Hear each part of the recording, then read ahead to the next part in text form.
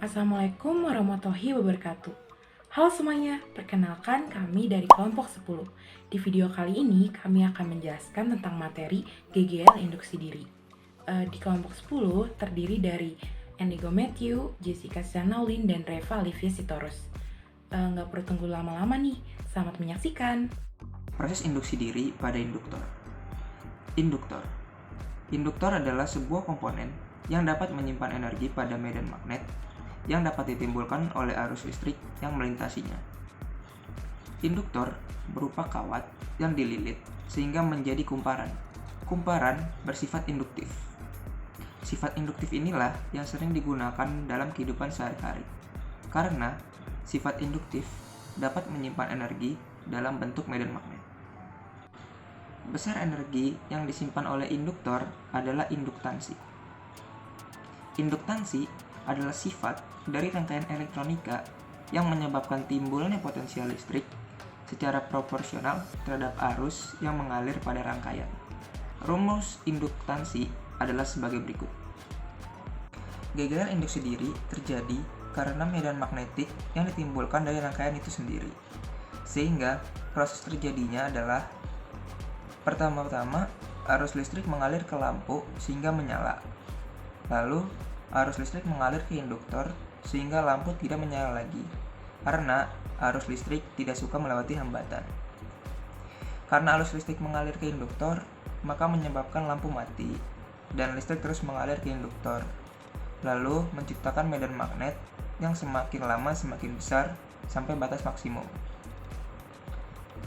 Ketika saklar dibuka, maka tidak ada arus yang mengalir ke induktor, sehingga medan magnet pada induktor berkurang.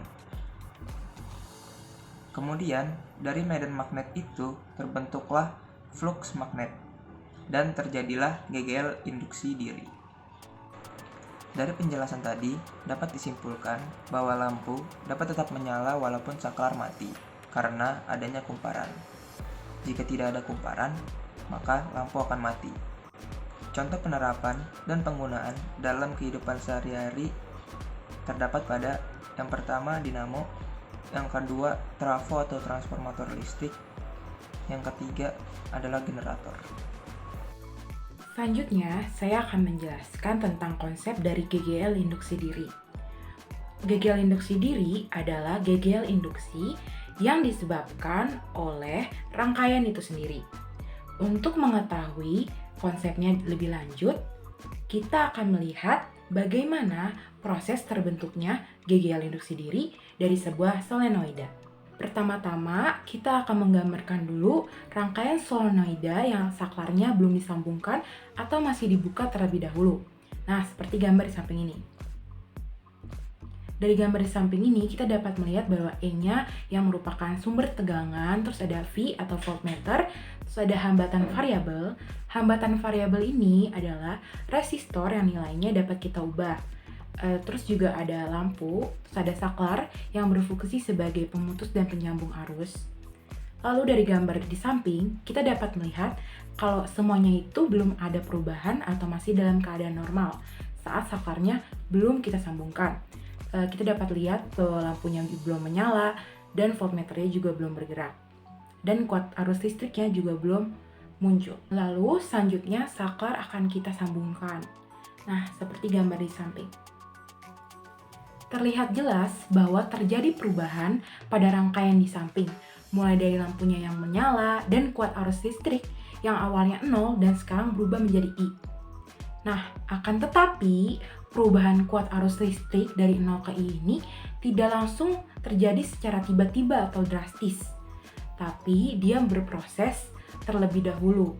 Misalnya, dia akan mulai dari angka 0, lalu ke angka 1, kedua, ketiga, keempat, kelima, dan seterusnya sampai ke I. Nah, oleh karena itu, berarti ia membutuhkan waktu. Tapi, waktu di sini hanyalah waktu yang singkat saja. Oleh karena itu, dapat kita simpulkan bahwa pada solenoida itu terjadi perubahan arus terhadap waktu yang singkat, yaitu dI per dt. Oleh karena hal tersebut, kita juga dapat menyambungkan dengan medan magnet pada pusat solenoida. Di sini saya menamakan pusat solenoida dengan titik O, seperti gambar di samping. Oleh karena itu, persamaan yang kita dapat menjadi BO sama dengan mu0 dikali I dikali N per L. BO di sini adalah medan magnet pada pusat solenoida. Lalu mu0 adalah permeabilitas ruang hampa. Terus ada I yang adalah kuat arus listrik, N adalah jumlah lilitan pada solenoida, dan L yang merupakan panjang solenoida dalam meter. Karena tadi terjadi perubahan kuat arus listrik dari 0 ke I di sini itu bisa aja angka 1, 2, 3, dan angka lainnya.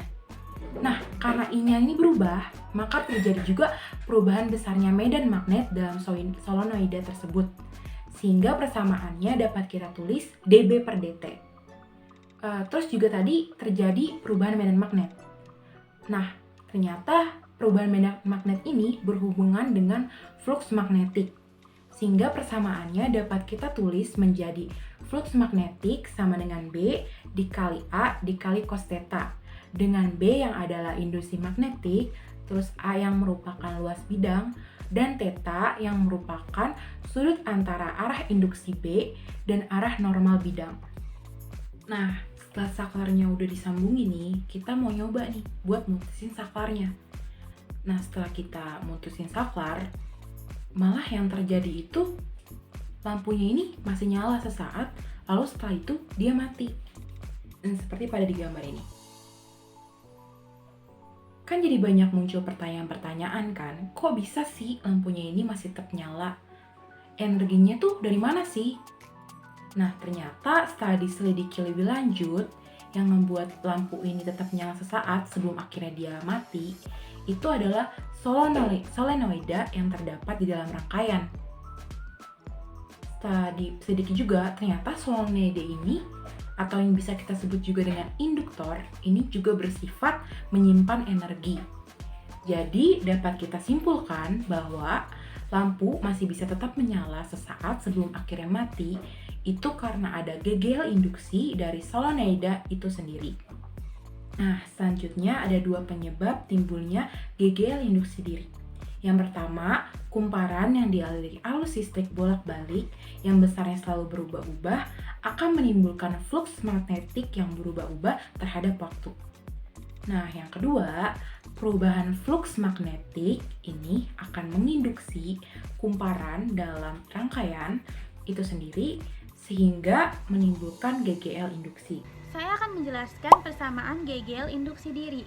Nah, tadi kan kita dijelasin apa itu GGL induksi diri dan bagaimana GGL induksi diri itu dapat terbentuk. Nah, kita bisa lihat pada gambar.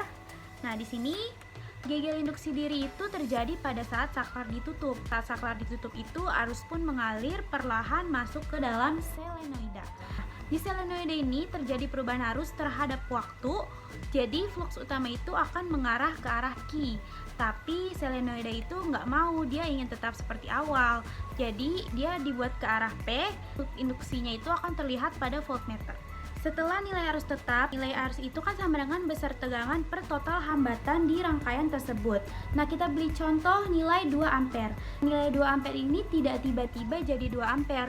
Dimulai dari kecil, semakin besar, hingga akhirnya mencapai 2 ampere. Ketika sudah 2 ampere, dia akan stagnan, konstan, yaitu 2 ampere terus-menerus. Ketika sudah 2 ampere terus-menerus, itu tidak akan terjadi flux induksi, karena tidak ada perubahan arus. Pada kondisi ini, bagaimana agar tetap terjadi perubahan arus? Caranya menggunakan hambatan variabel. Di hambatan variabel ini, hambatan bisa diperkecil ataupun diperbesar. Jika hambatan itu bisa diperkecil ataupun diperbesar, itu akan berpengaruh terhadap arusnya. Jika hambatan itu diperbesar, maka arus akan semakin mengecil. Sebaliknya, jika hambatan semakin mengecil, maka kuat arus semakin membesar. Dari perubahan ini muncul GGL induksi. Nah, besar GGL induksi itu sebanding dengan perubahan arus per perubahan waktu. Kalau di hukum Faraday itu, besar GGL induksi sama dengan min N, perubahan flux per perubahan waktu. N di sini melambangkan banyaknya lilitan. Sedangkan pada percobaan ini, harus ada sebuah besaran yang menggambarkan bagaimana dimensi dari kumparan tersebut. Di sini GGL induksi itu sebanding dengan L atau induktansi.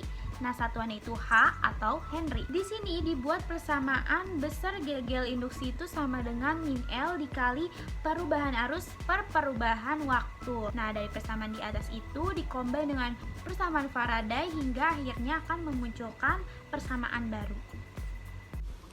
Di sini ada contoh soal pertama.